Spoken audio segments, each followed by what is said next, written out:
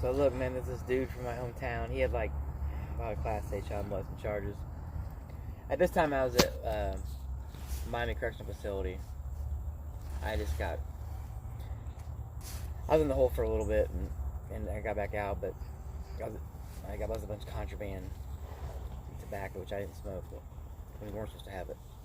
And but this dude, I'll call him Rod, I recognized him, and they were kind of changing one side of the camp because there was like, I think 1,200 inmates.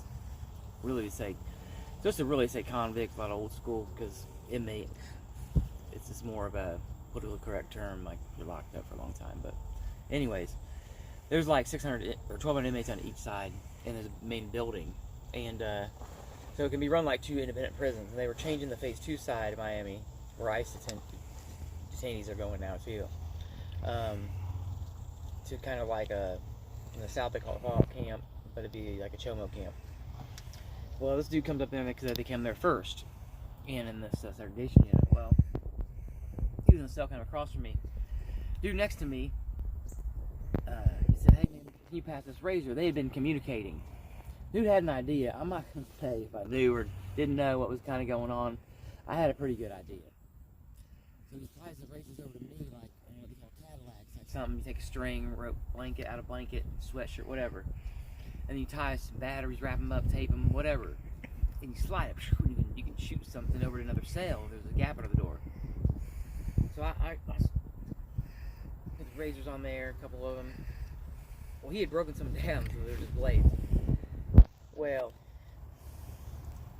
there must have been, he must have got a note to him or something. But anyways, he started telling the dude, do what I tell you, cut your balls, and then tear him out. You fucking show him. And I knew who this dude was.